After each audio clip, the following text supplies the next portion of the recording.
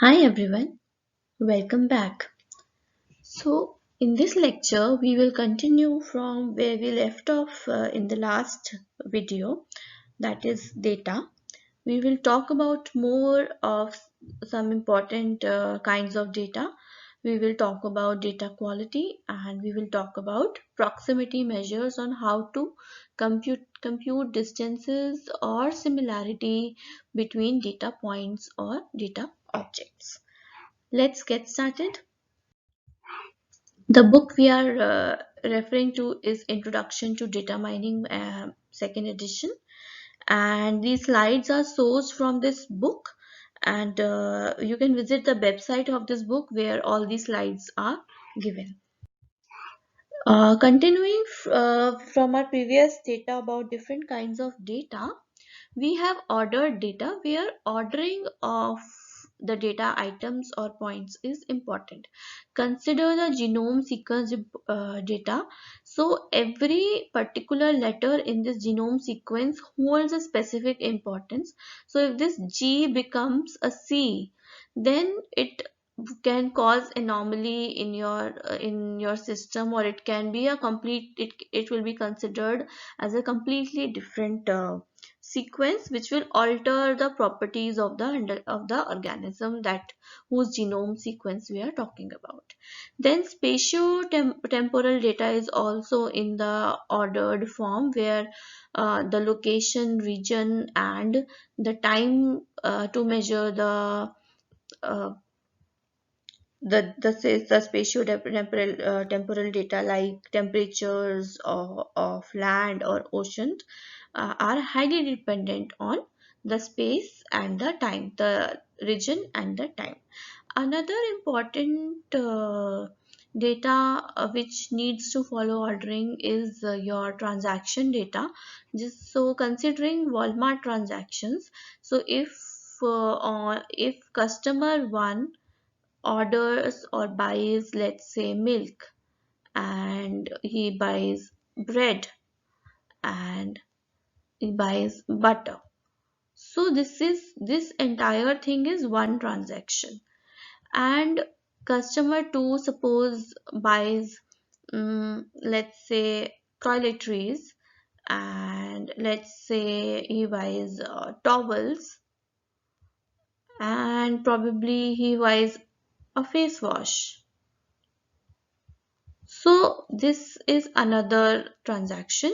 So the order of the items or events, items in a transaction may matter, or the order of transactions on which the purchase was done may matter.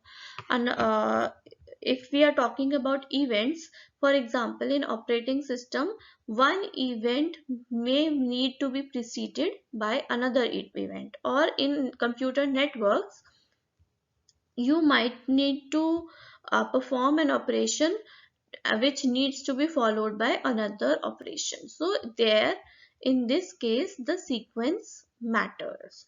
So in some data, ordering is very important depending on the circumstance you are talking about. Then the quality of data will have a very high impact on how you mine, on your mining applications, and if the data is of poor quality it will have a negative impact. So for example, if the data is of poor quality and you have built a poor model based on that data, then you might end up denying loans to credit worthy candidates, and you might end up giving loans to defaulters. Or if you take examples of the recent COVID-19 situation, if you had poor data, you might not be able to detect COVID-19 in a particular patient because your model or your test was wrong. And why it went wrong? Because the underlying model that was used was of poor quality, and that was of poor quality because of poor data. So it's very important that the quality of your data is very good, or you pre-process it to bring it into the right form.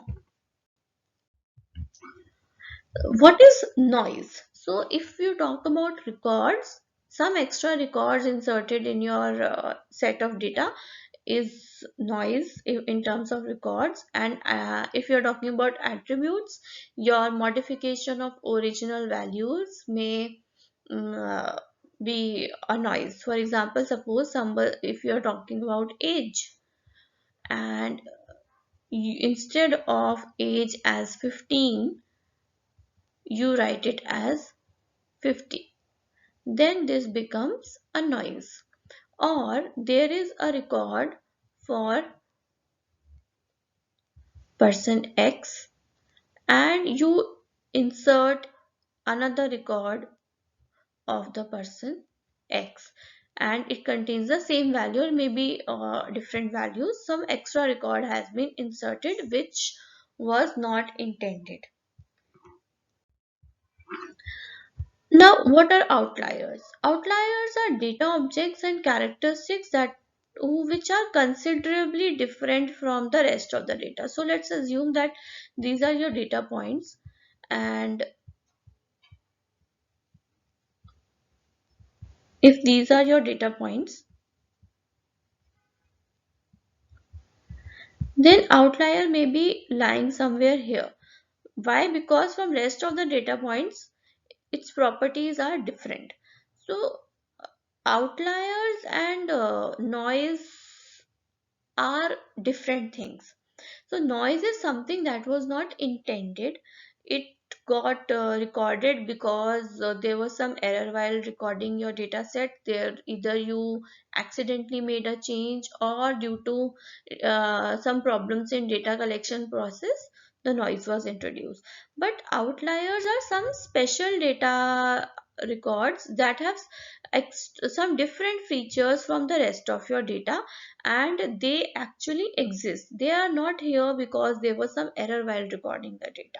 They exist because there are some real data points, but they are different from the rest of your data.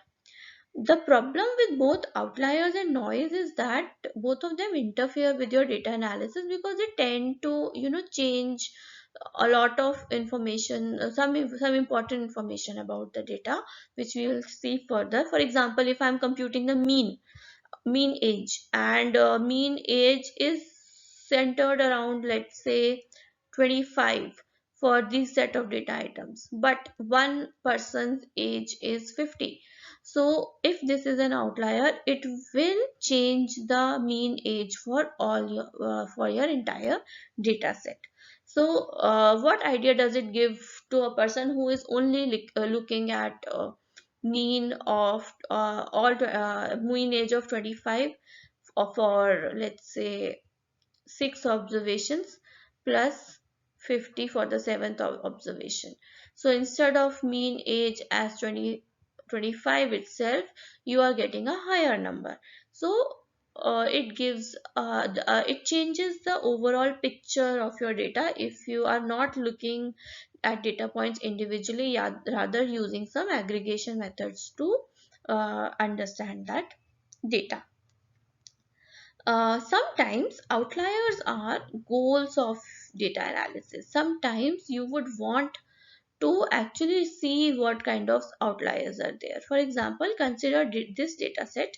So in this particular data set, let me explain this again. Suppose you have a data set. In this, a lot of data items are there, and this data set is an outlier. So sometimes this would be because these are records of patients who had no tumor, and this is the record of a patient where the tumor size was, or the cell size was very large because it was a cancerous disease. So sometimes having outliers and reading or understanding more about them is your goal of data mining. Now we will be talking about missing values. So missing values, there can be several reasons for missing values. Either the information was not collected, or attribute might not be explicable. So for example, you have data set, and you have a number of records in this data set.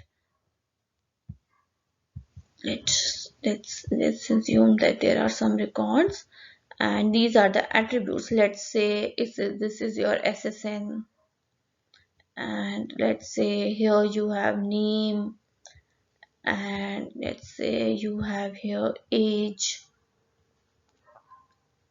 and here you have address, whether you are the owner of this house or not, so on and so forth. So sometimes maybe you forgot to collect the age data information for this particular record. So that could be one reason, and here it could be that it is not available because sorry, not applicable, because not everybody can be a homeowner. So here in this situation, ownership is not applicable. So how do you handle such missing values?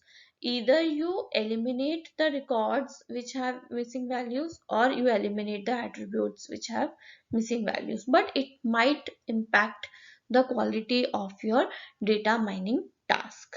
Or you can estimate the missing value. So if you are evaluating a set of customers between the age 25 to 30, so probably you could safely assume that this age was somewhere around 27. So you are estimating, or you may simply ignore the missing value. So there are various kinds of missing values. First one is missing completely at random. That is, missingness of a value is independent of the attributes. So here in this case, when I'm talking about let's say phone number, if that value is missing for a particular record, it's independent of somebody's age or address. So if it is missing, it is completely missing at random. So you will either fill in the value based on the attribute. Either you can, if some phone number is available, then you can fill or ignore, or maybe you can just simply fill in a random 10 digit number. Some random 10 digit number you can fill, or and it might not impact the analysis. Then missing at random means missingness is related to other variables. Now let's take an example. Suppose you have one attribute as date of birth, and you have age. So if age is over here missing, you can probably compute it from date of birth. But what about education? Suppose here you had education. So let's say that around when people are at around 22, they complete their education, their undergraduate courses. So if that is a general trend, so if this person is 23, based on the values of the attributes, based on where the person is living and what his age is, if you put them as undergraduate because this value was missing, so basically it is introducing a bias, because you are assuming that since he was living in so and so area and was of age 23, you are assuming that he was an undergraduate. So it might produce a bias in analysis. Then missing not at random. So missing is related to some unobserved measurements. You are not able to observe or note down, and that's why you miss. So this is non-ignorable form of missingness. And but you will not be able to determine or know whether why missingness happened. It is sometimes not possible to know whether it was completely at random, or it was random, or missing but not at random. What situation led to missing data? Now, duplicates may include data objects that are duplicates or almost duplicates of another. This is when you merge data from heterogeneous sources. Let's take an example of customer. A customer visits your web store and he fills up a form because he is interested in buying your product, and he leaves his information, name, address, phone number for me. Then he also visits your brick and mortar store, and there he checks out some products. Your sales staff asks him to fill a form, he does that also. So when you are pulling this data together, then you might end up having two records for the same prospective customer. So you will, another thing could be that a same person has different phone numbers or different email addresses, but other information is same. So in such a situation, you might need to clean up duplicate data. But there could be a situation where duplicate data cannot be or should not be removed. Can you think of such situation?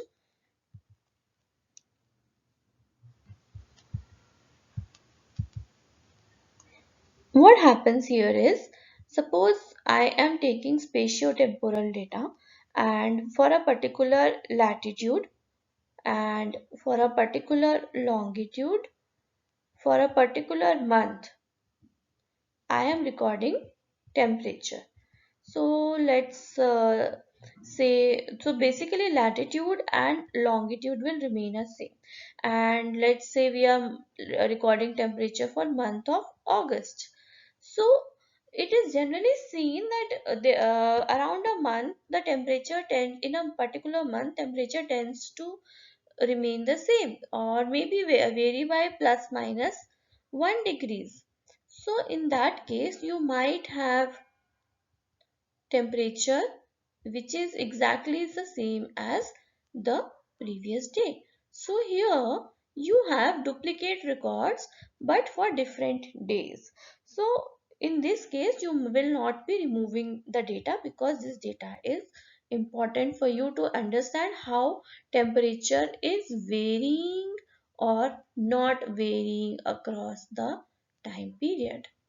Okay. So now let's talk about what how do you evaluate the similarity or proximity of data objects given a person, given his name, given his address, given his date of birth, how and probably his educational background. How are you going to determine whether two records are similar to each other or not? So, similarity measure is a numerical measure of how alike two data objects are, and it is higher when objects are more alike. So, if they fall in the value of 0 to 1, and if these two objects are similar, they would be tending towards 1, and if they are dissimilar, they would be their difference will be tending towards 0.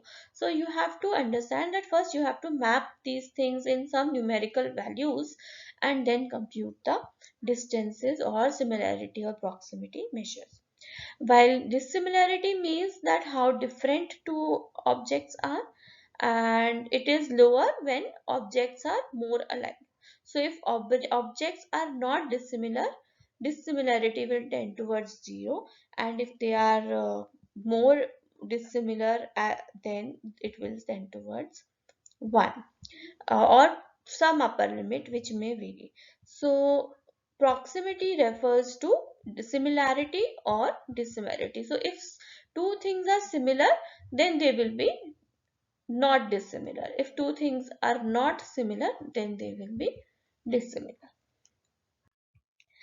Okay, so to compute the similarity for nominal attributes, they are dissimilar if their dissimilarity is 0, and they are they are similar.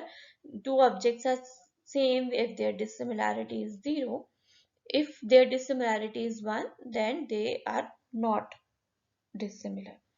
So basically, then they are not same. That is, two objects are not same. Similarity is 1 means that two objects are same, and similarity 0 means they are not same. Ordinal values dissimilarity can be computed by their difference divided by how they have been mapped in the range 0 to n minus 1. And similarity is just 1 minus the dissimilarity value. Interval or ratio can be computed taking the subtraction of these two numbers, and there are various ways to compute similarity for intervals. So it could be minus of dissimilarity 1 by 1 plus d, or e raised to minus g, or this ratio 1 minus d minus of minimum of dissimilarity divided by maximum dissimilarity of two objects in that particular ratio, and minimum dissimilarity of two objects in this particular interval. Now, this is the most popular distance measure that we take. So, given two data points, let's say if they have attributes x values 1, 2, 3 up to n. So, that means they have n number of attributes or features, and you have the same type of data in record in form of y. So to compute their difference, you have to take squares of their differences, sum the squares, and take the square root. So it is given by sigma xi minus yi the whole square and whole under root. That is the Euclidean distance. So given these two data points, P1 is 0 and y is 2, P2 is 2, y is 0, P3 is 3, comma 1, and P4 is 5, comma 1. So to compute the distance of P2 and P1, you will simply do 2 minus 0 squared plus 0 minus 2 squared and whole under root. So this is the Euclidean distance of P1 and P2, or P2 and P1. Similarly, you can compute distances for P3, P1, P4, P1, P3, P2 and P4, P2. This is how you will be able to compute the distance matrix. This is the distance matrix because these are the same points, so their distance is 0, and you will find that this is a symmetric matrix.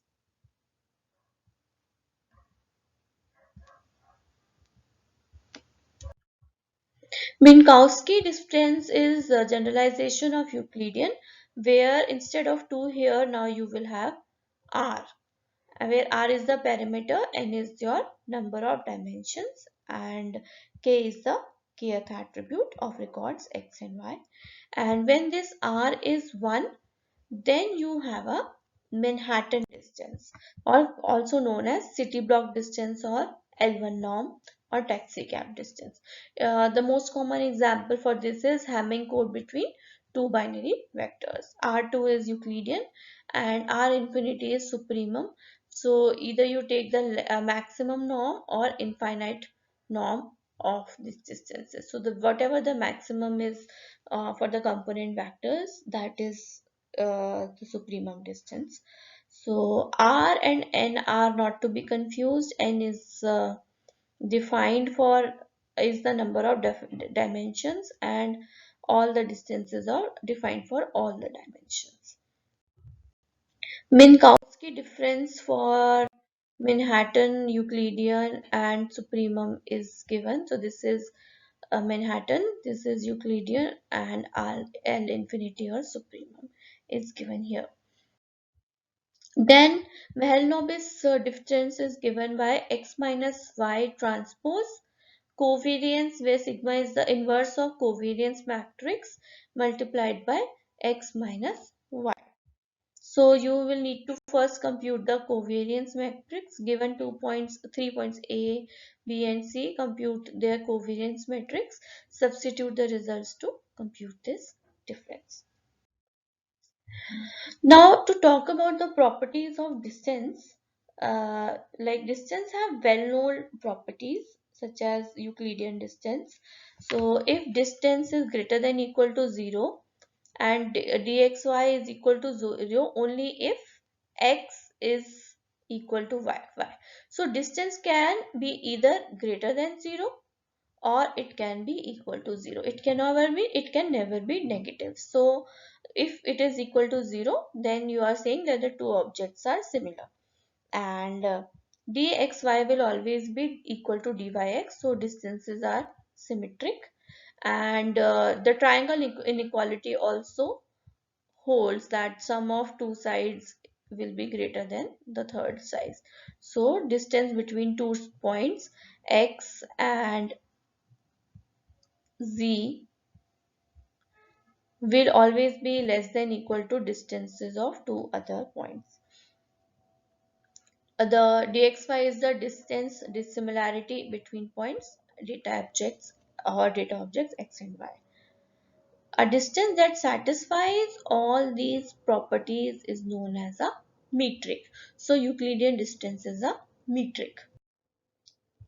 Similarity also has well-known property. If similarity is 1, then that means it is possible only if two objects are same. And so it also holds symmetry, that similarity of xy is equal to similarity of yx. Okay, so there are common situations such that P and Q only have binary attributes, that is P can hold value 0 and 1 and Q can also hold value 0 and 1. So F0 and 1 means P is 0, Q is 1. 1 0 means P is 1, Q is 0. 0 0 means both of them are 0 and 1 1 is both of them are 1. So simple matching is done by computing the where both of them have the same values divided by when they have when all the, of the divided by all the possible values. And Jaccard coefficient is computed by when they have similar 1 values, when they are always on, followed by divided by f, either of them should be 1. So f00 is not factored in here. So this is a computation of f01, and so these are your dimensions. So if you have to compute when both of them are 0, you can compute it like this. So you are here basically computing when both of them are zeros or ones, what happens.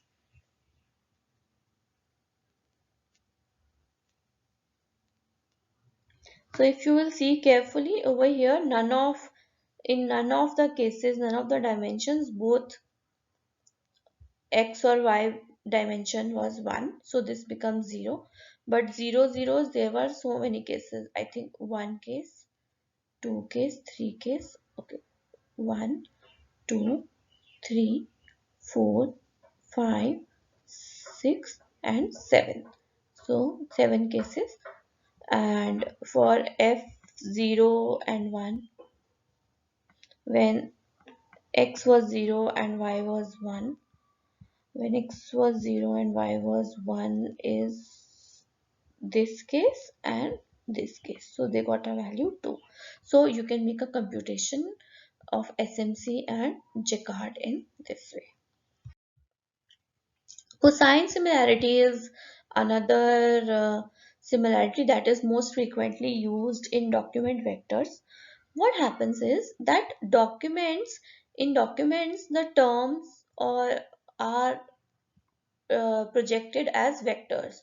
So you will have some numerical values for the term, and if you plot those terms, they will be projected in the space like this. So these are two vectors, And cosine similarity is basically the distance between these two vectors. So this is basically, if you want to take a cos theta, so it is basically d1 d2, which is the inner product, the scalar product of these two vectors.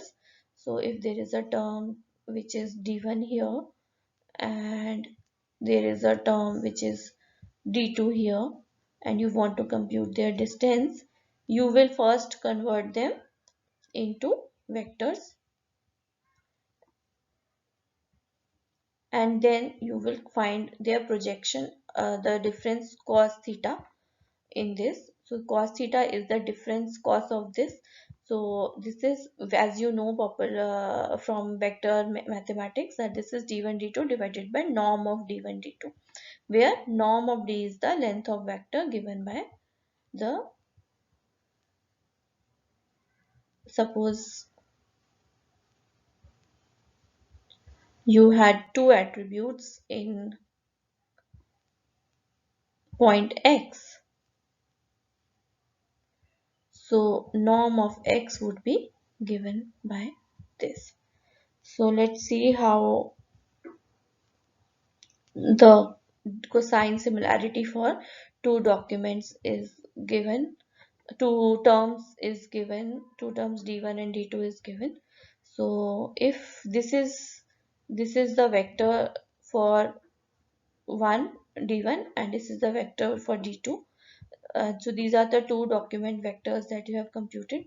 So what happens is, you have a document for every term, documents vectors, every term vectors are computed, and in another document for every term vectors are computed. Then you aggregate those vectors to find the document vector d1 and a document vector d2, and then you compute the cosine similarity. So this will become scalar product, inner product of these two, followed by, so this will be 3 into 1 plus 2 into 0, 0 plus 0 into 0, 5 into 0, so on and so forth, and when you will sum, it will come out to 5. Norm of d2 will be 3 square plus 2 square plus 0 square plus 5 square plus 0 square plus 0 square plus 0 square plus 2 square plus 0 square plus 0 square, which is 42, and you have to take the under root of it. So this should be under root of 42, which comes out to be 6.581. Similarly, norm of d2 will come out to be 2.449. Substituting this, you will get this as your cosine similarity for the two documents. So where to use proximity measures will depend on the domain of application. As we said that for documents or terms we use cosine similarity, and whether you are using record data, images, graphs, whatever you are using, everything will have a different measure. When you talk about various properties, you will see that symmetry is common to most of them, and then you would want to see how tolerant these measures are to noise. For example, Euclidean will not be very tolerant to noise because you are computing distance from a far away object. And will this different measure help you find patterns? So this is how you will be making a decision on what domain you are using. For example, if you are using document data, it is logical to use cosine similarity. Whether you can see if two objects are symmetric, whether the distance metric is tolerant to noise, and this measure must be applicable to the data and produce that results that agree with your domain. So in my next lecture, I will be talking about data preprocessing, how to handle missing values, and how to clean up your data. So we have more on data in the next lecture. I'll see you next time. Till then, if you have any questions, please ask to me in comments, and like this channel, share or subscribe to keep learning. Thank you.